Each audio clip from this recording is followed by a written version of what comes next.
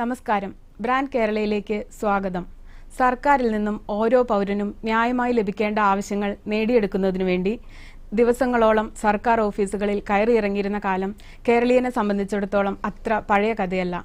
എന്നാൽ ഇന്ന് കാര്യങ്ങൾ ആകെ മാറി മറിഞ്ഞു കഴിഞ്ഞു. സർക്കാരിൽ നിന്നും ലഭിക്കേണ്ട സേവനങ്ങളും സൗകര്യങ്ങളും കേരളീയന്റെ വിരൽത്തുമ്പിൽ എത്തിയിരിക്കുകയാണ്. ജനങ്ങളും സർക്കാരും തമ്മിലുള്ള മാധ്യമം എളുപ്പമാക്കുന്നതിനു വേണ്ടി വിവര സാങ്കേതിക വിദ്യ രംഗപ്രവേശം ചെയ്തതോടെയാണ് ഇതുണ്ടായത്. സർക്കാരിന്റെ ഭരണവും ജനങ്ങളുമായിട്ടുള്ള പ്രവർത്തനങ്ങളും സുതാര്യമാക്കുന്നതിനു വേണ്ടി IT മിഷൻ 1999 പ്രവർത്തനം ആരംഭിച്ചു. ഇന്ന് ബ്രാൻഡ് കേരളയിൽ നമ്മുടെ അതിഥിയായി എത്തിയിരിക്കുന്നത് IT principal secretary Shri PH Kurian IAS സാറാണ്. സർ, പ്രോഗ്രാമിലേക്ക് സ്വാഗതം. കേരളം ഗവേണൻസ് എന്നത് ഒരു പുതിയ ആശയമാണ്. കേരളം ഈ ഗവേണൻസ് എന്ന ആശയത്തിലേക്ക് എത്രത്തോളം സജ്ജമാണ്? കേരളത്തിന്റെ ഒരു അവസ്ഥ. കേരളം ഗവേണൻസ് രംഗത്ത് ഇന്ത്യയിലെ മുൻപന്തിയിൽ നിൽക്കുന്ന ഒരു സംസ്ഥാനമാണ്. താങ്കൾ നേരത്തെ സൂചിപ്പിച്ചതുപോലെ 1999 മുതൽ, അതായത് IT മിഷൻ സ്ഥാപിതമായത് മുതൽ ഗവേണൻസ് രംഗത്തേക്ക് നമ്മൾ ചുവടുവെപ്പ് ആരംഭിച്ചു. അതിൽ ഏറ്റവും നാഴികക്കല്ലായി തീർന്നത് 2002 മലപ്പുറത്ത് ആരംഭിച്ച അക്ഷയ പദ്ധതിയാണ്. അതായത് വളരെ ദീർഘവീക്ഷണത്തോടുകൂടി അന്ന് IT മനുഷ്യരായിരുന്ന ബഹുമാനപ്പെട്ട ശ്രീ കുഞ്ഞാലിക്കുട്ടി സാറ് ഈ ഡിജിറ്റൽ ഡിവൈഡ് ബ്രിഡ്ജ് ചെയ്യുന്നതിന് വേണ്ടി, അതായത് കമ്പ്യൂട്ടറിൽ ആക്സസ് ഉള്ളവരും ഇല്ലാത്തവരും ഡിജിറ്റൽ ഡിവൈഡ് ബ്രിഡ്ജ് ചെയ്യുന്നതിന് വേണ്ടിയുള്ള ഒരു പ്രോഗ്രാമായിട്ടാണ് അന്ന് സാക്ഷരതാ പദ്ധതിയായിട്ട് മലപ്പുറത്ത് 600ഓളം അക്ഷയ സെന്ററുകൾ തുടങ്ങി മുന്നോട്ട് കൊണ്ടുപോയത്. ആദ്യമായിട്ട് മലപ്പുറം ജില്ലയിലാണ്. അത് ലോകത്തിൽ തന്നെ ഒരു നൂതന സംരംഭമായിരുന്നു. അപ്പം അതിനുശേഷം കേരളത്തിലെ IT സ്കൂൾ പ്രോഗ്രാം 2002-03 തുടങ്ങിയിട്ട് കേരളത്തിൽ എല്ലാ SLC പാസ്സാകുന്ന കുട്ടികളും ITയും കമ്പ്യൂട്ടർ സാക്ഷരതയുള്ളവരുമായിട്ട് മാറ്റിയെടുത്തു. നമ്മൾ ഈ 2013 ആകുമ്പോഴത്തേക്ക് ഈ അക്ഷയ പദ്ധതിയിലൂടെ ഏകദേശം ഒരു 35 ലക്ഷം കുടുംബങ്ങളിലെ ഒരാളെ വീതവും, അതുപോലെ തന്നെ IT സ്കൂളിൽ എന്ന പദ്ധതി കൊണ്ടിട്ട് കഴിഞ്ഞ 12 വർഷമായിട്ട് ഒരു 50 ലക്ഷം കുട്ടികളെയും നമ്മൾ ഈ സാക്ഷരതയുള്ളവരാക്കി തീർത്തു. ഈ അക്ഷയ സെൻ്ററുകൾ അതുപോലെ തന്നെ നമുക്ക് വലിയൊരു മുതൽക്കൂട്ടായി. അക്ഷയ സെൻ്ററുകൾ ആദ്യം ഈ സാക്ഷരതയ്ക്ക് വേണ്ടി തുടങ്ങിയതെങ്കിലും ഗവേണൻസ് പദ്ധതി തുടങ്ങിയപ്പോൾ സാധാരണ പൗരനെ എന്ന് ഈ ഗവേണൻസ് സർവീസ് എടുക്കാനുള്ള ഒരു കോമൺ സർവീസ് സെൻ്ററായിട്ടത് മാറി. അത് ഗ്രാമത്തിലെ അറിയപ്പെടുന്ന ഒരു അഡ്രസ്സായിട്ട് മാറി. അവിടെ ആളുകൾക്ക് ചെന്ന് സർവീസ് എടുക്കാനുള്ള സൗകര്യമുണ്ടായി. അപ്പോൾ നമ്മൾ സജ്ജമാണോ എന്ന് ചോദിച്ചു കഴിഞ്ഞാൽ ഗവേണൻസ് ഒരു ലോകമെമ്പാടുമുള്ള സ്ഥിതി അനുസരിച്ച് ഗവേണൻസ് പദ്ധതി നടപ്പാക്കുന്നതിന് നമുക്ക് വേണ്ട അടിസ്ഥാന സൗകര്യങ്ങളായിട്ടുള്ള state data centre, internet connectivity, government ഓഫീസുകളിലും അക്ഷയ സെൻറ്ററിലുമുള്ള കണക്ടിവിറ്റി, പിന്നീട് ആളുകളെ അതിന് സജ്ജരാക്കുക, ഈ സർവീസ് പോയി എടുക്കാൻ വേണ്ടി ഉള്ള അക്ഷയ പോലെയുള്ള സെൻറ്ററുകൾ, ഇതാണ് അതിൻ്റെ ഇൻഫ്രാസ്ട്രക്ചർ. പിന്നെ ആളുകൾക്കുള്ള സംശയങ്ങൾ ദൂരീകരിക്കുന്നതിന് വേണ്ടി IT മിഷനിൽ ഗവൺമെൻറ് നടപ്പാക്കിയ കോൾ സെൻറ്റർ, ഇതെല്ലാം ഇതിൻ്റെ അടിസ്ഥാന സൗകര്യങ്ങളാണ്. അത് വളരെ നേരത്തെ തന്നെ മറ്റ് സ്റ്റേറ്റുകളെ അപേക്ഷിച്ച് ഈ അടിസ്ഥാന സൗകര്യങ്ങൾ മുഴുവൻ ഉണ്ടാക്കിയെടുക്കാൻ കേരളത്തിന് സാധിച്ചു എന്നുള്ളതാണ് നമ്മുടെ നേട്ടത്തിന് കാരണം. അതുകൊണ്ട് മുൻപന്തിയിൽ ഇന്ത്യ രാജ്യത്തെ നമുക്ക് മുൻപന്തിയിൽ നിൽക്കാനായിട്ട്, ഗവേണൻസ് മുൻപന്തിയിൽ നിൽക്കാനായിട്ട് ഇത് സഹായകരമായി. ഗവേണൻസ് മുഖാന്തരം നമ്മൾക്ക് എന്തെല്ലാം സേവനങ്ങളാണ് പൊതുജനങ്ങൾക്ക് നൽകാനാവുന്നത്? ഏതെല്ലാം മേഖലകളിൽ ഇടപെടാൻ? ഗവേണൻസ് എന്ന് പറഞ്ഞാൽ വെറുതെ സേവനം എന്നുള്ളതല്ല, ക്വാളിറ്റിയോടുള്ള സേവനം, സിമ്പിളായിട്ട്. അപ്പോൾ അത് ഗവേണൻസിന്റെ വേറൊരു പേരായിട്ട് നമ്മൾ ആളുകൾ പറയുന്നത് സ്മാർട്ട് ഗവേണൻസ് എന്നാണ്. സ്മാർട്ടിന്റെ ഫുൾ ഫോം ആയിട്ട് അവിടെ ഉദ്ദേശിക്കുന്നത് simple, measurable, accountable, responsive and transparent എന്ന് ഇംഗ്ലീഷിൽ പറഞ്ഞാൽ, മലയാളത്തിൽ പറഞ്ഞാൽ ലളിതമായും അളക്കാവുന്നതും, അതുപോലെ തന്നെ അക്കൗണ്ടബിൾ, ആളുകൾ ഉത്തരവാദിത്തത്തോടു കൂടിയുള്ളതും, അതുപോലെ റെസ്പോൺസീവ് എന്ന് പറഞ്ഞു കഴിഞ്ഞാൽ സാധാരണ ജനങ്ങളോട് റെസ്പോൺസീവായിട്ട് അവരുടെ കാര്യങ്ങൾ ഗ്രഹിച്ചുകൊണ്ട് അതിന് സമയത്തിനുള്ളിൽ അവർക്ക് മറുപടി കൊടുക്കുന്ന രീതിയിലുള്ളതും സുതാര്യമായുമായിട്ടുള്ളൊരു ഭരണ സമ്പ്രദായത്തെയാണ് ഗവേണൻസ് എന്ന് പറയുന്നത്. അതിനാണ് സ്മാർട്ട് ഗവേണൻസ് ഗവേണൻസ് ഉദ്ദേശിക്കുന്നത്. വെറുതെ സേവനം കൊടുക്കുക എന്നുള്ളത് മാത്രമല്ല, അത് സുതാര്യമായിരിക്കണം, അത് അക്കൗണ്ടബിൾ ആയിരിക്കണം, അത് സിറ്റിസനോട് കടപ്പാടോടുകൂടിയുള്ളതായിരിക്കണം, അത് നമുക്ക് അളക്കാവുന്നതായിരിക്കണം. ഇപ്പോൾ ഗവേണൻസിൻ്റെ സർവീസുകളെല്ലാം നമുക്ക് ആ സ്മാർട്ട് രീതിയിലുള്ളതാണ്. നേരത്തെ കിട്ടുന്ന സേവനം പോലെയല്ല, ഇത് സാറ്റിസ്ഫാക്ടറി ആയിട്ടുള്ളൊരു സേവനം അവർക്ക് സുതാര്യമായിട്ട് കൊടുക്കണം എന്നുള്ളതാണ്. സർക്കാരിന്റെ ഒരു പ്രഥമ ലക്ഷ്യം എന്ന പോലെ സുതാര്യ ഭരണം അല്ലെങ്കിൽ അഴിമതിരഹിത ഭരണം എന്ന് പറയുന്ന കാഴ്ചപ്പാടിലേക്കുള്ള ഒരു ആദ്യത്തെ ചുവടുവയ്പ്പാണോ ഈ ഗവേണൻസ്? അത് പല പല നടപടികളുടെ പല പല സമ്പ്രദായങ്ങൾ അതിനുണ്ട്. അതിലൊരു ഭാഗമാണ് ഈ ഗവേണൻസ്. ഈ ഗവേണൻസ് എന്ന് പറയുന്നത് നമ്മൾ ഈ സുതാര്യമായിട്ടുള്ള ഗവേണൻസ് നടപ്പാക്കി കഴിഞ്ഞാൽ അഴിമതിക്കൊരു ഒരു പരിധിവരെ തടയിടാൻ പറ്റും എന്നുള്ളതിന് സംശയമില്ല. പക്ഷെ അതല്ല, ആളുകളുടെ ദൈനംദിന ജീവിതത്തിൽ അവർക്കുണ്ടാകുന്ന ബുദ്ധിമുട്ടുകൾ ഒഴിവാക്കുക, അതിലൊരു ഭാഗമാണ് കറപ്ഷൻ. അത് നേരത്തെ താങ്കളുടെ ഇൻട്രൊഡക്ഷനിൽ സൂചിപ്പിച്ചതുമാതിരി ഓഫീസുകൾ കയറി ഇറങ്ങാതെ നമുക്കൊരു സ്ഥലത്തിരുന്ന്, ഇപ്പോൾ ഒരു സിറ്റിസനെ സംബന്ധിച്ചിടത്തോളം അയാൾക്ക് വീട്ടിലൊരു കമ്പ്യൂട്ടറും ഇന്റർനെറ്റ് കണക്ടിവിറ്റിയും ഉണ്ടെങ്കിൽ അവിടെ ഇരുന്ന് തന്നെ കാര്യങ്ങൾ സാധിക്കണം. ഇല്ലാത്ത കമ്പ്യൂട്ടറും കണക്ടിവിറ്റിയും ഇല്ലാത്ത ആളുകളെ സംബന്ധിച്ചിടത്തോളം അവരുടെ വീടിന് ഏറ്റവും അടുത്തുള്ള നമ്മുടെ അക്ഷയ സെന്റർ പോലെ ഒരു സെന്ററിൽ പോയാൽ ഈ ഗവൺമെന്റുമായിട്ടുള്ള ഇടപാടുകൾ അയാൾക്ക് നടത്താൻ സാധിക്കണം. ആ ഇടപാടുകൾ എന്ന് പറഞ്ഞാൽ നമുക്കൊരു സർട്ടിഫിക്കറ്റോ സേവനങ്ങളോ കിട്ടുന്നതോ, നമ്മൾ ഒരു കാര്യത്തിലേക്ക് രജിസ്റ്റർ ചെയ്യുന്നതോ, നമ്മുടെ സർക്കാരിലേക്കോ സർക്കാരിൻ്റെ വകുപ്പുകളിലേക്കോ സർക്കാരിൻ്റെ ഏതെങ്കിലും യൂട്ടിലിറ്റീസിലേക്കോ ഉള്ള ബിൽ പേയ്മെൻറ്റ് അടയ്ക്കാൻ സാധിക്കണം, വിവരങ്ങൾ അറിയാൻ സാധിക്കണം. നമ്മൾക്ക് ഒരു അപേക്ഷ കൊടുത്തു കഴിഞ്ഞാൽ അത് ഏത് രീതിയിൽ മുന്നോട്ട് പോകുന്നു എന്ന് നമുക്ക് മനസ്സിലാക്കാൻ സാധിക്കണം. അപ്പോൾ നമ്മളൊരു അപേക്ഷ കൊടുത്തു കഴിഞ്ഞിട്ട് നടന്നോ എന്ന് ചോദിച്ചിട്ട് ഓഫീസുകളിൽ കയറി ഓരോ ഉദ്യോഗസ്ഥൻ്റെ മുന്നിൽ പഞ്ചപുച്ഛം അടക്കി നിൽക്കുക എന്ന് പറയുന്ന ആ നിസ്സഹായ അവസ്ഥയിൽ നിന്നും അവരെ മാറ്റിക്കൊണ്ട് ഇന്റർനെറ്റിൽ കൂടി ഈ മൂവ്മെന്റ് ഓഫ് അവരുടെ പേപ്പർ അവർ മുന്നോട്ട് പോകുന്നത് കാണാനുള്ള അവസരം ഉണ്ടാക്കി കൊടുക്കുക. അങ്ങനെ പല പല സ്റ്റെപ്പാണ് ഇതിനകത്തുള്ളത്. ഇതിന്റെ സേവനങ്ങൾ ഇങ്ങനെ കൊടുക്കുക എന്നുള്ളത് മാത്രമല്ല, സേവനങ്ങൾ വളരെ സിമ്പിളായിട്ട് കൃത്യസമയത്തിന് വളരെ ട്രാൻസ്പെറന്റ് ആയിട്ട് അവരിൽ എത്തിക്കുക, ബുദ്ധിമുട്ടുകൾ കൂടാതെ എത്തിക്കുക. അവർക്ക് ബിൽ പേയ്മെന്റ് ചെയ്യാൻ വേണ്ടിയിട്ട് ഒരു കാലത്ത് നമുക്കെല്ലാം അറിയാം, ബിൽ പേയ്മെന്റ് ചെയ്യാൻ വേണ്ടി ഞാൻ പോയി നിന്നിട്ടുണ്ട് ഇലക്ട്രിസിറ്റി ബോർഡിന്റെ ഫ്രണ്ടിൽ ക്യൂ ആയിട്ട് നിൽക്കുക. 1 മണിയാകുമ്പോൾ അവരുടെ സമയം കഴിഞ്ഞു, തിരിച്ചു പോയി 2 മണിക്ക് 3 മണിക്ക് വെയിൽ കൊണ്ട് നിന്ന് ഇലക്ട്രിസിറ്റി ബില്ല് അടച്ച കാലമുണ്ട്. ഇന്നിപ്പോൾ ഇലക്ട്രിസിറ്റി ബോർഡ് അതൊക്കെയാണ് ഈ ഗവേണൻസ് എന്ന് പറയുന്നത്. ഇലക്ട്രിസിറ്റി ബോർഡ് അവരെ ഇന്റർനെറ്റ് ബേസ്ഡ് ആക്കി പേയ്മെന്റ് പബ്ലിക്കിന് ഓപ്പൺ ആക്കി, ആളുകൾക്ക് ഇന്റർനെറ്റ് കണക്ടിവിറ്റി ഉണ്ടെങ്കിൽ ഇന്റർനെറ്റ് ബാങ്കിങ്ങിൽ കൂടി അവർക്ക് അവിടെ നിന്ന് പേ ചെയ്യാം, അല്ലെങ്കിൽ അവർക്ക് അക്ഷയ സെന്ററിൽ പോയി പേ ചെയ്യാം. അപ്പം അതിന് മുമ്പ് ഇങ്ങനെ ഇന്റർനെറ്റ് കണക്ടിവിറ്റി അക്ഷയ സെന്റർ വരുന്നതിന് മുമ്പ് നമ്മൾ ഫ്രണ്ട്സ് എന്ന് പറഞ്ഞിട്ട് ജില്ലാ കേന്ദ്രങ്ങളിൽ ഓരോ സൗകര്യം ഉണ്ടാക്കി കൊടുത്തത് ഇപ്പോഴും നടക്കുന്നുണ്ട്. അതൊക്കെ ഓരോ സ്റ്റെപ്പ് ബൈ സ്റ്റെപ്പായിട്ടാണ്. ഇപ്പം നമുക്ക് അക്ഷയ സെന്ററിൽ ഫ്രീസ് എന്ന് പറയുന്ന ഒരു സോഫ്റ്റ്വെയർ കൂടി ഈ പേയ്മെന്റുകളെല്ലാം നടത്താം. അക്ഷയ സെന്ററിൽ ചെന്ന് കഴിഞ്ഞാൽ ഫ്രീസ് എന്ന് പറഞ്ഞൊരു സോഫ്റ്റ്വെയർ നമ്മൾ ഉണ്ടാക്കിയിട്ടുണ്ട്. അതനുസരിച്ച് ചെന്ന് കഴിഞ്ഞപ്പോൾ ആ പേയ്മെന്റുകൾ വളരെ കൃത്യമായിട്ട് അടയ്ക്കുകയും കൃത്യമായിട്ട് അത് അക്കൗണ്ട് ചെയ്യുകയും ചെയ്യുന്നുണ്ട്. ഇലക്ട്രിസിറ്റിയുടെയോ അല്ലെങ്കിൽ വാട്ടർ അതോറിറ്റിയുടെയോ അക്കൗണ്ടിലേക്ക് കൃത്യമായി ചെയ്യുന്നുണ്ട്. അപ്പം ഇത് സേവനം കൊടുക്കുക എന്നുള്ളതല്ല, വളരെ സിമ്പിളായിട്ടും ഫാസ്റ്റായിട്ടും ഉത്തരവാദിത്വത്തോടെയും ട്രാൻസ്പെറൻ്റ് ആയിട്ടും കൊടുക്കാൻ. കേരളത്തിൽ കൂടുതലും സാധാരണക്കാരായ ആളുകളാണ്. നമ്മുടെ ഭരണഭാഷ മലയാളമാണ്, മലയാളം സർവകലാശാല വരുന്നു. അങ്ങനെ സാധാരണക്കാരായ ഒരു കേരളീയന് ഈ സൗകര്യങ്ങൾ എങ്ങനെയാണ് ഉപയോഗപ്പെടുത്താൻ പറ്റുന്നത്? കമ്പ്യൂട്ടർ ഉപയോഗിക്കാൻ അറിയാത്തൊരു മലയാളി അല്ലല്ല, നമ്മൾ അത് വളരെ വികാരപരമായിട്ട് നോക്കേണ്ട കാര്യമാണ്. നമ്മൾ ഫാക്റ്റ് എടുത്തുകൊണ്ട് നോക്കുക. കേരളം ഇന്ന് 3,34,00,000 ജനങ്ങളും 3,35,00,000 മൊബൈൽ കണക്ഷനുമുള്ള ഒരു സംസ്ഥാനമാണ്. അതെന്ന് വെച്ചാൽ 90-95% വ്യക്തികളുടെയും കയ്യിലൊരു മൊബൈൽ ഫോൺ 90% ആളുകളുടെ കയ്യിലെങ്കിലും ഉണ്ട്. അപ്പോൾ അവരെ മൊബൈൽ ഫോൺ ഉപയോഗിച്ചുകൊണ്ട് അതിനകത്ത് ഇപ്പം മലയാളത്തിൽ നമുക്കുള്ള എല്ലാ സൗകര്യങ്ങളും ആയിട്ടില്ലെങ്കിൽ പോലും ഇന്ന് അവരെ വ്യക്തികൾ തമ്മിലുള്ള കമ്മ്യൂണിക്കേഷൻ SMS കൂടിയും ഫോണിൽ കൂടിയും നടത്തിക്കൊണ്ടിരിക്കുകയാണ്. അപ്പോൾ ഈ ഡിജിറ്റൽ ആയിട്ടുള്ള ട്രാൻസാക്ഷൻസ്, ഡിജിറ്റലായിട്ടുള്ള ഇടപാടുകൾ, സംസാരങ്ങൾ, ഇതൊക്കെ ഇപ്പം ഭൂരിഭാഗവും മലയാളികൾ അതിനകത്തേക്ക് കടന്നു കഴിഞ്ഞു. മലയാളം ഉണ്ടെങ്കിൽ കുറച്ചുകൂടെ നല്ലതാണ്. നമ്മൾ മലയാളം യൂണിവേഴ്സിറ്റിയുമായിട്ട് ചേർന്നുകൊണ്ട് മലയാളം കമ്പ്യൂട്ടിംഗ് എന്ന് പറഞ്ഞ വലിയൊരു പ്രോഗ്രാമുണ്ട്. സാവധാനം ഈ എല്ലാ സർവീസിനും മലയാളത്തിൽ കൂടി അവൈലബിൾ ആക്കാനുള്ള ശ്രമം നമ്മുടെ കയ്യിലുണ്ട്. അത് ഇല്ല എന്നും പറഞ്ഞ് നമ്മളിത് പുറകോട്ട് നിൽക്കേണ്ട കാര്യമില്ല. കേരളത്തിലെ ജനങ്ങൾ ഈ സർവീസ് എടുക്കാൻ സാധിക്കുന്നു. അപ്പോൾ ഇംഗ്ലീഷ് പരിജ്ഞാനം ആവശ്യത്തിനുള്ള ആളുകൾ കഴിച്ചു ബാക്കിയുള്ളവരെ സംബന്ധിച്ചിടത്തോളം ഇപ്പം അക്ഷയ സെന്ററിൽ ചെന്നാണ് അവർ കാര്യം സാധിക്കുന്നത്. അപ്പോൾ അവർക്കിപ്പോൾ ഒരു ഇന്റർമീഡിയറി ആവശ്യമുണ്ട്.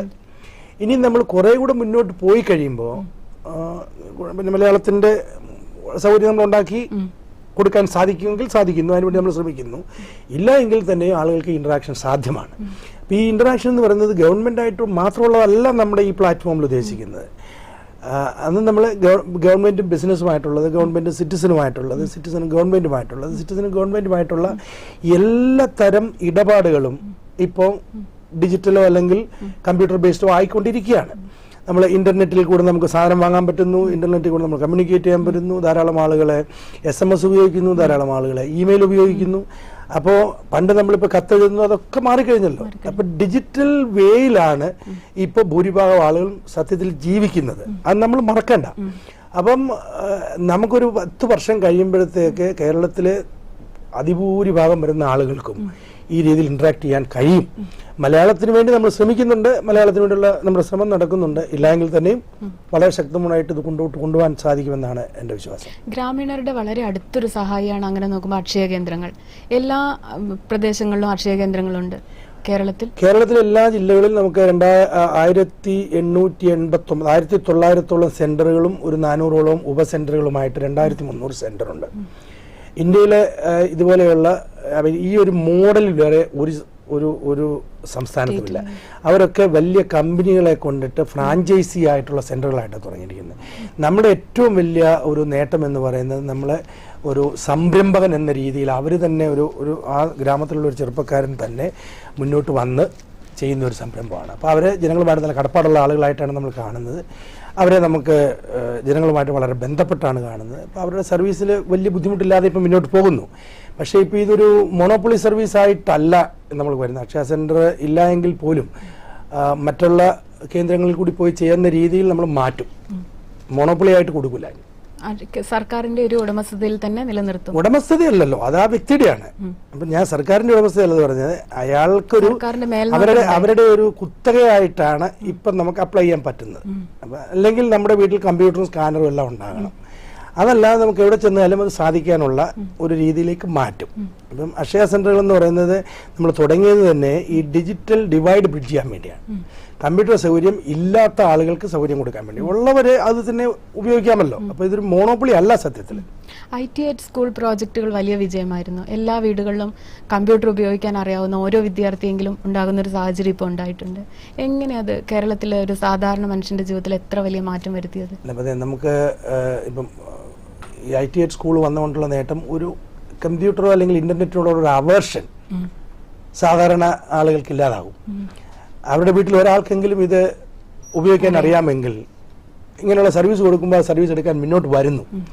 മറ്റ് പിന്നോക്കം നിൽക്കുന്ന സംസ്ഥാനങ്ങളുടെ സ്ഥിതി എനിക്കറിയാം. അവിടെ ഈ സർവീസ് എടുക്കാൻ ആളുകൾ മുന്നോട്ട് വരാനൊരു അവേർഷനുണ്ട്. ഇന്റർനെറ്റ് ഉപയോഗിക്കാൻ ഒരു കുടുംബത്തിൽ ഒരാൾക്കെങ്കിലും അറിയാമെങ്കിൽ അവേർഷൻ കുറയും. അതുകൊണ്ടാണ് നമുക്ക് കൂടുതൽ ആളുകൾ വന്ന് ഈ ഗവൺമെന്റ്സിന്റെ സേവനം എടുക്കാൻ, ഗവൺമെന്റ്സ് കൂടിയുള്ള സേവനം, പല ഡിപ്പാർട്ട്മെന്റിലുള്ള സേവനം എടുക്കാൻ തയ്യാറായി മുന്നോട്ട് വരുന്നത്. സ്പാർക്ക് എന്ന് പറയുന്നത് എന്താണ്? കേരളത്തിൽ ഒരുപാട് സർക്കാർ ജീവനക്കാരുള്ള സ്പാർക്ക് തന്നെയല്ല, നമുക്ക് ഈ ഗവൺമെന്റ്സിനകത്ത് പലതരത്തിലുള്ള പദ്ധതികളുണ്ട്. പലതരത്തിലുള്ള പദ്ധതി, എല്ലാ ഡിപ്പാർട്ട്മെന്റുകൾക്ക് പദ്ധതിയുണ്ട്. ഇപ്പോൾ അതിന്റെ എല്ലാം കൂടെ ഒരുമിച്ചുള്ള ഒരു പദ്ധതിയായിട്ട് നമ്മൾ മുന്നോട്ട് കൊണ്ടുവരും. അപ്പം ആ പദ്ധതികളെ ഓരോന്നിനെ സംബന്ധിച്ച് ഞാൻ ഒന്ന് പറയാം. ഏറ്റവും പ്രധാനപ്പെട്ട പദ്ധതി, ഇപ്പോൾ ഏറ്റവും മുൻപന്തിയിൽ നിൽക്കുന്ന പദ്ധതി എന്ന് പറയുന്നത് ഈ ഡിസ്ട്രിക്ട് പദ്ധതിയാണ്. ഈ ജില്ലാ പദ്ധതി എന്ന് പറയും. ആ ഈ ഡിസ്ട്രിക്ട് പദ്ധതി ഗവൺമെന്റ് ഓഫ് ഇന്ത്യയുടെ നാഷണൽ ഇ ഗവർണൻസ് പ്ലാനിലെ ഒരു പദ്ധതിയാണ്. അത് sort of a friend end പദ്ധതിയാണ്, ആളുകൾക്ക് വന്ന് സേവനങ്ങൾ എടുക്കാനുള്ള. അതിൽ പല പല മിഷൻ മോഡ് പ്രോജക്റ്റുകൾ എന്ന് പറയും. അതിൽ ഒരു മിഷൻ മോഡ് പ്രോജക്റ്റാണിത്. കൃഷിക്കൊരു മിഷൻ മോഡ് പ്രോജക്റ്റ് ഉണ്ട്, വിദ്യാഭ്യാസത്തിനൊരു മിഷൻ മോഡ് പ്രോജക്റ്റ് ഉണ്ട്, ഹെൽത്തിനൊരു പ്രോജക്റ്റ് ഉണ്ട്. അങ്ങനെ പല പല മിഷൻ മോഡ് പ്രോജക്റ്റുകളുണ്ട്. അതിൽ ഒന്നാണ് എല്ലാ മേഖലകളിലും ഇങ്ങനെ ഈ ഗവൺമെന്റ്സ് വന്നുകൊണ്ടിരിക്കുകയാണ്. അത് നാഷണൽ പ്ലാൻ അങ്ങനെയാണ്. അപ്പോൾ ആ പ്ലാൻ അനുസരിച്ച് നമ്മുടെ ഓരോ വകുപ്പുകളും അതനുസരിച്ചുള്ള ട്രാൻസ്പോർട്ടിനുണ്ട്, പിന്നെ പാസ്പോർട്ടിനുണ്ട്, കമ്പനി അഫയേഴ്സിനുണ്ടായിരുന്നു. ഇതൊക്കെ ഇപ്പം നമുക്ക് ഇൻകം ടാക്സിൻ്റെ ഇതൊക്കെ ഓരോ മിഷൻ മോഡ് പ്രോജക്റ്റാണ്. ഇപ്പോൾ ഇൻകം ടാക്സ് ഒക്കെ എന്തുമാത്രം സുതാര്യമായി മാറി. നമുക്ക് ഫയൽ ചെയ്യാനുള്ള സൗകര്യങ്ങൾ വന്നു, കമ്പനി രജിസ്റ്റർ ചെയ്യാനുള്ള സൗകര്യങ്ങൾ വളരെ സുതാര്യമായി, പാസ്പോർട്ട് അപ്ലൈ ചെയ്യാനും പാസ്പോർട്ട് കിട്ടുന്ന കാര്യങ്ങളും വളരെ സുതാര്യമായി. ഇനി പോലീസിനൊരു പദ്ധതിയുണ്ട്, CCTNS എന്ന് പറയുന്നൊരു മിഷൻ മോഡ് പ്രോജക്റ്റ് ഉണ്ട്. അതിനകത്തൂടെ പോലീസുമായിട്ട് ജനങ്ങൾ ഇടപെടുന്ന കാര്യങ്ങൾ വളരെ സുതാര്യമായിട്ട് കേരളത്തിൽ വളരെ മുൻപന്തിയിലാണ് ആ പ്രോജക്റ്റ്. അപ്പോൾ ഈ ഡിസ്ട്രിക്ട് എന്ന് പറയുന്നത് പൗരന് നേരിട്ട് ഗവൺമെന്റിലുള്ള സൗകര്യങ്ങൾ കിട്ടുന്ന ഒരു മിഷൻ മോഡ് പ്രോജക്റ്റാണ്. അത് ഇന്ത്യയിൽ ഇപ്പോൾ 14 ജില്ലകളും എല്ലാ ജില്ലകളും നടപ്പാക്കിയ ഏക സംസ്ഥാനമാണ് കേരളം. വളരെ സക്സസ്ഫുൾ ആയിട്ട് നമ്മൾ നടപ്പാക്കി. അതിൽ റവന്യൂ ഡിപ്പാർട്ട്മെന്റിന്റെ 23 സേവനങ്ങളാണ് ഇപ്പം നമുക്ക് ഫുള്ളായിട്ട് കൊടുക്കാൻ സാധിച്ചിരിക്കുന്നത്.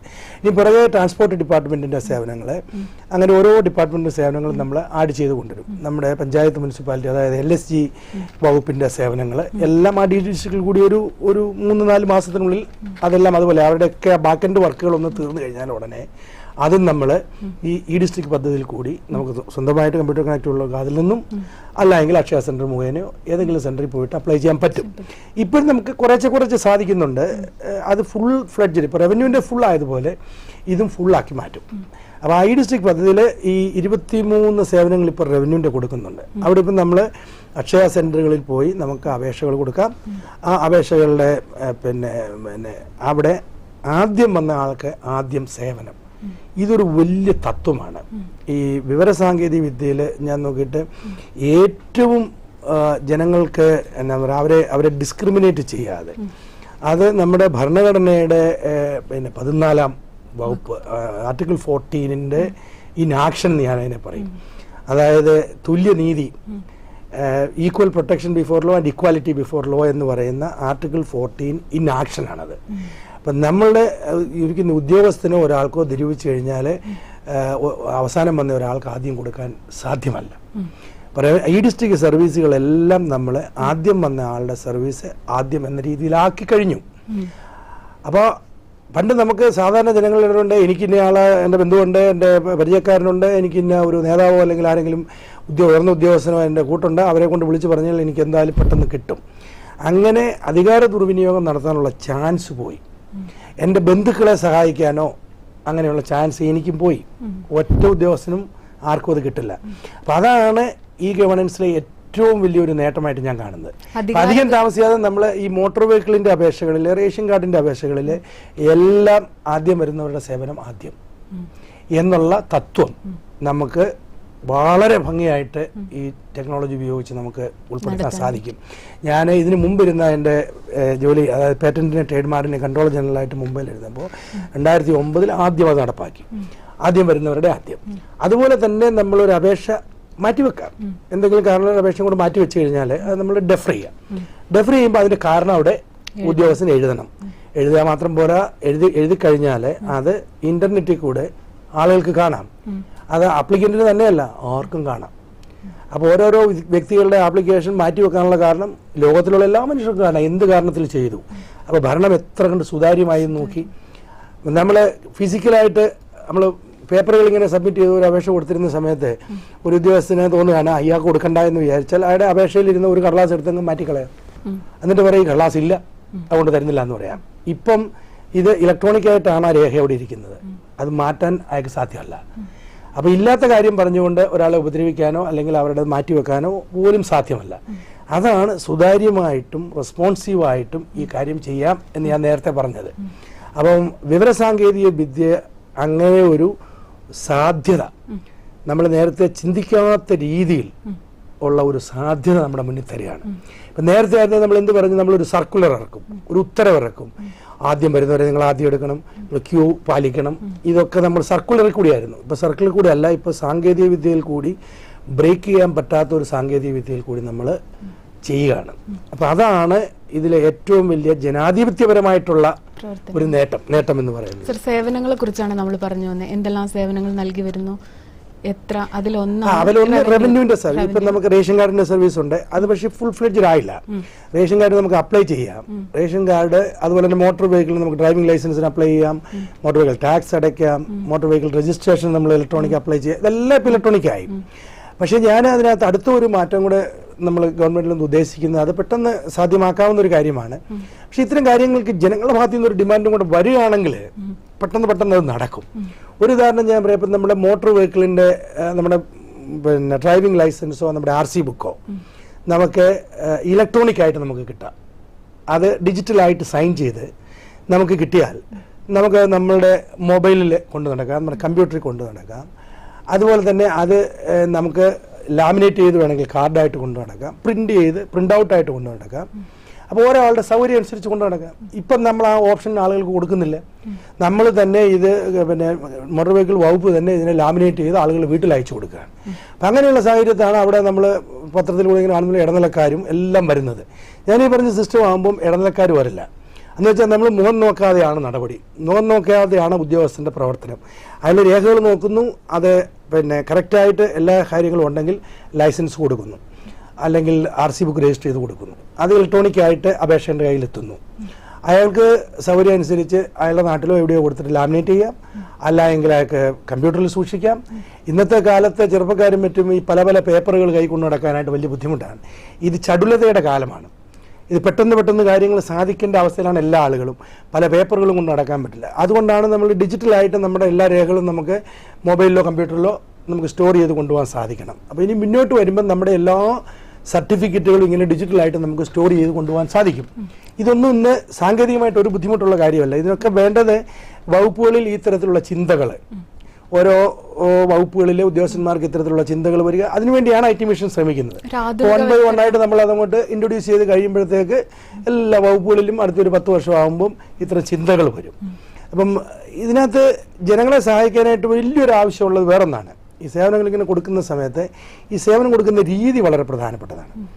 നമ്മൾ കടലാസുകളിൽ കൂടി ഭരണം നടത്തിക്കൊണ്ടിരുന്ന സമയത്ത്, ഇങ്ങനെയുള്ള സേവനങ്ങൾ കൊടുത്തുകൊണ്ടിരുന്ന സമയത്തുള്ള രീതിയല്ല ഇനിയും വേണ്ടത്. ഇലക്ട്രോണിക് ആയിട്ട് സർവീസ് കൊടുക്കുമ്പോൾ അതിൻ്റെ രീതിക്ക് മാറ്റം വരണം.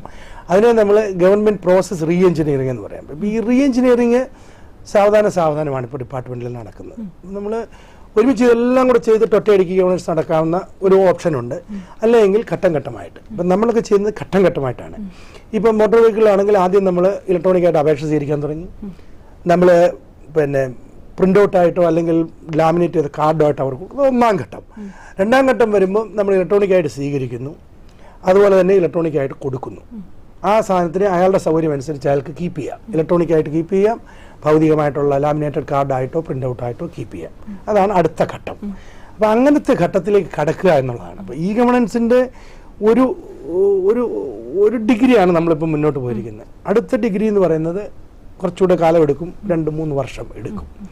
കംപ്ലീറ്റ് ഡിജിറ്റലായിട്ട് ആളുകളുമായിട്ട് ഡീൽ ചെയ്യുന്ന ഒരു കാര്യത്തിലേക്ക് നമ്മൾ കടക്കും. അപ്പോൾ സേവനങ്ങൾ അങ്ങനെ പലതാണ്. ഇപ്പോൾ ബില്ല് പേ ചെയ്യുന്ന സൗകര്യം, സർട്ടിഫിക്കറ്റുകൾ വാങ്ങുന്ന സൗകര്യം, ഇപ്പം ബർത്ത് സർട്ടിഫിക്കറ്റ്, ഡെത്ത് സർട്ടിഫിക്കറ്റ് മുതലായിട്ട് പഞ്ചായത്ത് മുനിസിപ്പാലിറ്റിയിൽ നിന്ന് വാങ്ങുന്നത്, ഇതെല്ലാം നമ്മുടെ ഈ ഗവേണൻസ് സേവനങ്ങളാണ്. അപ്പോൾ അത് പലതും ഇങ്ങനെ പല സ്റ്റേജിലായി നിൽക്കുകയാണ്. ഇതെല്ലാം കൂടെ ഒരുമിച്ച് വന്ന് അതിന് ഗവൺമെൻറ് ഓഫ് ഇന്ത്യയുടെ ഒരു പദ്ധതിയുണ്ട്. ഇതിനെല്ലാം കൂടെ ഒന്നിച്ചിട്ട് ഒറ്റ ഇതിൽ, അതായത് ഏറ്റവും ആളുകളുടെ ജീവിതം അവരുടെ കാര്യങ്ങൾ സുഗമമാക്കുക എന്നുള്ളത്. അതായത് നമ്മൾ ഈ ഡേറ്റകളെല്ലാം വിവിധ വകുപ്പുകളിൽ ഇരിക്കുന്ന ഈ വിവരം, ഈ ഡേറ്റകൾ ഡിജിറ്റലായി കഴിഞ്ഞാൽ, ഇലക്ട്രോണിക് ആയി കഴിയുമ്പോൾ ഈ ഡേറ്റകൾ തമ്മിൽ അങ്ങോട്ടും ഇങ്ങോട്ടും സംസാരിക്കും. എന്ന് വെച്ച് കഴിഞ്ഞാൽ എനിക്കിപ്പോൾ ഒരു ബർത്ത് സർട്ടിഫിക്കറ്റ് പോയിട്ട് വേറൊരു സർട്ടിഫിക്കറ്റ് വാങ്ങുന്ന സമയത്ത് ബർത്ത് സർട്ടിഫിക്കറ്റിൻ്റെ കോപ്പി, ഇപ്പം നമ്മൾ ആവശ്യപ്പെടുന്നത് ബർത്ത് സർട്ടിഫിക്കറ്റിൻ്റെ കോപ്പി, അറ്റസ്റ്റഡ് കോപ്പി, ഇതൊക്കെ കൊടുക്കുക എന്നുള്ളതാണ്. ഇനിയിപ്പോൾ വേണ്ടി വരുന്നത്, ഞാൻ എൻ്റെ ബർത്ത് ഡേറ്റ് പറയുന്നു, എൻ്റെ അച്ഛൻ്റെ അമ്മയുടെയും പേര് പറയുക, ഞാൻ ഇന്ന പഞ്ചായത്തിലോ മുനിസിപ്പാലിറ്റിയിലോ ആണ് എന്ന് പറഞ്ഞു കഴിഞ്ഞാൽ അത് നോക്കുന്ന ഉദ്യോഗസ്ഥൻ കമ്പ്യൂട്ടറിൽ കൂടി തന്നെ ഈ ഡേറ്റയിൽ കൂടി തന്നെ അത് പരിശോധിച്ചോളൂ. നമ്മൾ കോപ്പി വാങ്ങിച്ചുകൊണ്ട് കൊടുക്കണ്ട. അതിനെയാണ് നമ്മൾ SSDG, state service delivery gateway എന്ന് പറയുന്ന ഒരു പദ്ധതി ഇപ്പം നമ്മളിവിടെ നടപ്പാക്കിക്കൊണ്ടിരിക്കുകയാണ്. അതിൻ്റെ പ്രവർത്തനങ്ങൾ ഇങ്ങനെ വന്നുകൊണ്ടിരിക്കുക. ഇത് വരികയും ഈ എല്ലാ വകുപ്പുകളിലും ഡേറ്റ ഡിജിറ്റലായിട്ട് കിട്ടുകയും ചെയ്യുമ്പോൾ അത് അങ്ങോട്ടും ഇങ്ങോട്ടും സംസാരിച്ചിട്ട് ഇത് ചെയ്തോളും. അപ്പോൾ ആളുകൾ പോയിട്ട് ഇന്നത്തെ നമ്മുടെ രീതി അനുസരിച്ച്, ഇന്നിപ്പോൾ ഇലക്ട്രോണിക്, അതായത് പറഞ്ഞു ഈ ഗവേണൻസിൻ്റെ ഒരു പകുതി ആയിട്ടുള്ളതെന്ന് പറയുന്നത്, ഇന്ന് എനിക്കൊരു സർട്ടിഫിക്കറ്റ് കിട്ടണമെങ്കിൽ ഞാൻ പല സർട്ടിഫിക്കറ്റുകളും വാങ്ങിച്ചുകൊണ്ട് വന്ന് അത് തെളിവായിട്ട് അതെല്ലാം സ്കാൻ ചെയ്തിട്ട് അപ്ലൈ ചെയ്യണം. ഒരു 1.5 വർഷം കൊണ്ട് നമുക്ക് അതും കൂടെ ഇല്ലാതാക്കാൻ പറ്റും. അപ്പോൾ അപേക്ഷാ ഫോം തന്നെ മാറും. നിങ്ങൾ വിവരങ്ങൾ മാത്രം കൊടുത്താൽ മതി. അത് യൂസ് ചെയ്ത് നമുക്ക് സർട്ടിഫിക്കറ്റുകളോ നമ്മുടെ രജിസ്ട്രേഷനോ എന്തോ ചെയ്യുന്ന ആളുകൾ മറ്റ് ഡേറ്റ ചെയ്യും. നമ്മൾ കഴിഞ്ഞ ദിവസം തന്നെ ഈ മോട്ടോർ വെഹിക്കിളിലാണെങ്കിൽ നമ്മൾ ഇനിയും റേഷൻ കാർഡിൻ്റെ കോപ്പി കൊടുക്കേണ്ട, റേഷൻ കാർഡിൻ്റെ ഡേറ്റയുമായിട്ട് അത് ലിങ്ക് ചെയ്യും. അപ്പോൾ അധികം താമസിയാതെ 1 മാസത്തിനുള്ളിൽ നടപ്പാവും. നമ്മുടെ റേഷൻ കാർഡിൻ്റെ കോപ്പി കൊണ്ടുവരും, നമ്മൾ ലിസ്റ്റിന് കൊടുക്കേണ്ട കാര്യമില്ല. നമ്മുടെ റേഷൻ കാർഡിൻ്റെ നമ്പർ കൊടുക്കുക. ഈ ഉദ്യോഗസ്ഥൻ റേഷൻ കാർഡിൻ്റെ ഡേറ്റയിൽ നോക്കിയിട്ട് അയാൾ നമുക്ക് തരും. മോട്ടോർ വെഹിക്കിളിലേക്കുള്ള റേഷൻ കാർഡിൻ്റെ കോപ്പ് നമ്മൾ കൊടുക്കേണ്ട. അപ്പം അത് കിട്ടാൻ വേണ്ടിയിട്ട് മുനിസിപ്പാലിറ്റി ചെന്നൊരു റെസിഡൻസ് സർട്ടിഫിക്കറ്റ് വാങ്ങിക്കുക. ഇങ്ങനത്തെ കാര്യങ്ങളിൽ നമ്മളെ ഒഴിവാക്കാൻ സാധിക്കും. അപ്പോൾ മുനിസിപ്പാലിറ്റി ഡേറ്റ മുഴുവൻ വന്നു കഴിയുമ്പോൾ എൻ്റെ അഡ്രസ്സിനകത്ത് എൻ്റെ വീടും രജിസ്ട്രേഷനും കാര്യങ്ങളും മുനിസിപ്പാലിറ്റി ഡേറ്റ ഇപ്പുറത്ത് വേറെ ഉദ്യോഗസ്ഥന് നോക്കാൻ സാധിച്ചെങ്കിൽ നമ്മൾ പിന്നെ ഈ റെസിഡൻസ് സർട്ടിഫിക്കറ്റ് എന്ന് പറഞ്ഞൊരു സാധനം ഇവിടെ ഹാജരാക്കണ്ട. ഇതിനകത്ത് പ്രധാനമായിട്ടും നമ്മൾ അറിയേണ്ടത് ഇതെല്ലാം ഗവൺമെൻറ്റിൻ്റെ പല വകുപ്പുകളിൽ ഇരിക്കുന്ന വിവരങ്ങളാണ്. അത് പോയി ഓരോ പൗരനും പലയിടത്തു നിന്നും ശേഖരിച്ച് ഈ വകുപ്പിൽ വരേണ്ട കാര്യം ഇല്ല എന്നുള്ളതാണ്. അത് ജനങ്ങളും മനസ്സിലാക്കണം, ഉദ്യോഗസ്ഥന്മാരും മനസ്സിലാക്കി അവർ മുന്നോട്ട് വന്നു കഴിഞ്ഞാൽ നമുക്ക് വളരെ പെട്ടെന്ന് ഈ കാര്യങ്ങൾ നടക്കും. പൊതുജനങ്ങളെ പറ്റി പറയുമ്പോൾ നമുക്ക് ആധാർ കാർഡിന്റെ ഒരു പ്രാധാന്യം എടുത്തു പറയേണ്ടതുണ്ട്. UDI നമ്പർ എങ്ങനെയാണ് അത് കേരളത്തിൽ എത്രമാത്രം പ്രാധാന്യം ആധാർ കാർഡിനോ ആധാർ നമ്പറിനോ ഉണ്ടാവും? ആധാർ കാർഡ് ആധാർ കാർഡ് സ്വായത്തമാക്കുക എന്ന് പറയുന്നത് പൗരനെ സംബന്ധിച്ചിടത്തോളം വളരെ പ്രാധാന്യം അർഹിക്കുന്നതാണ്. ഇപ്പോൾ എല്ലാവർക്കും അറിയാവുന്നതുപോലെ തന്നെ പല പദ്ധതികളിലും ആധാർ കാർഡിന്റെ ആവശ്യകത വരാൻ തുടങ്ങി. കേരളത്തിലെ 3,34,00,000 ജനങ്ങളാണുള്ളത്. ഇപ്പോൾ അതൊരു 3,40,00,000 കാണും. അതിൽ നമ്മളിപ്പോൾ 2,49,00,000 ആളുകളുടെ ആധാർ നമ്പറുകൾ ജനറേറ്റ് ചെയ്ത് കഴിഞ്ഞു. അതിൻ്റെ ഒരു പകുതിയോളം കാർഡുകൾ പൗരന്മാരുടെ അടുത്ത് എത്തി. ബാക്കിയുള്ള കാർഡുകൾ പോസ്റ്റലിൽ കൂടി എത്തിക്കൊണ്ടിരിക്കുന്നു. ഇനി നമ്മൾ ഒരു 2,90,00,000 ജനങ്ങളുടെ ഡേറ്റ എടുത്തു, അത് ചെയ്തുകൊണ്ട് വരുന്നു. ഇനി നമുക്കൊരു 20 ലക്ഷം ജനങ്ങളുടെയും കൂടിയാണ് കിട്ടാനുള്ളത്. ആധാർ കാർഡിന് വേണ്ടി ഒന്നിൽ നമുക്ക് ആധാർ ഏജൻസി മുഖേന, അതായത് നമ്മുടെ അക്ഷയ സെന്ററുകളോ കെൽട്രോണിന്റെ സെന്ററുകളോ മുഖേന നമുക്ക് പോയി എടുക്കാം. അല്ല എങ്കിൽ ഈ നാഷണൽ പോപ്പുലേഷൻ രജിസ്റ്ററിന്റെ കേന്ദ്രങ്ങളിൽ പോയി എടുക്കാം. ഇത് രണ്ടും എടുത്താലും ആധാർ നമ്പർ നമുക്ക് കിട്ടും. അക്ഷയ സെന്ററിൽ ഏത് സമയത്തും എടുക്കാവുന്നതാണോ ആധാർ? അക്ഷയ സെന്ററുകളുടെ അത് നമ്മൾ അക്ഷയ സെന്റർ എല്ലാ അക്ഷയ സെന്ററുകളിലും ഇല്ല. 780 അക്ഷയ സെന്ററുകളിലെ ആധാറിന്റെ മെഷീൻസ് ഉള്ളൂ. 2000 ചിലവണ്ണമുള്ളതിൽ ഈ ഒരു 3 ഒരിടത്ത് മാത്രമേ ഉള്ളൂ. ഉള്ള സ്ഥലങ്ങളെ കുറിച്ച് കൃത്യമായിട്ടുള്ള വിവരങ്ങൾ നമ്മൾ പത്രം മുഖേന ജനങ്ങളെ അറിയിക്കുന്നുണ്ട്. രണ്ടാമത്തെ കാര്യം, ഈ ആധാർ നമ്പർ നമ്മളെ ഡേറ്റ കൊടുത്ത് രജിസ്റ്റർ ചെയ്ത് കഴിയുമ്പോൾ നമുക്കൊരു EID നമ്പർ കിട്ടും. ആ EID നമ്പറും കൊണ്ടിട്ട് ആധാറിന്റെ UIDAIയുടെ വെബ്സൈറ്റിൽ പോയി നമ്മൾ നോക്കിയാൽ ഈ നമ്പർ ജനറേറ്റ് ചെയ്ത ആൾക്ക് ഒരു ആധാർ പ്രിന്റ് ഔട്ട് എടുക്കാം. അതിനെ ഈ ആധാർ എന്ന് പറയും. ആ വെബ്സൈറ്റ് എന്ന് പറയുന്നത് www.uidai.gov.in എന്ന വെബ്സൈറ്റിൽ കയറി അവിടുന്ന് നമ്മുടെ ആധാർ ഈ ആധാറായിട്ട് പ്രിന്റ് ഔട്ട് എടുക്കാം. ആ പ്രിന്റ് ഔട്ട് എടുത്താലും നമുക്ക് പോയി ഒരു ബാങ്ക് അക്കൗണ്ടിൽ ചെയ്യാം. ഈ ആധാർ നമ്പർ എടുത്താൽ മാത്രം പോരാ.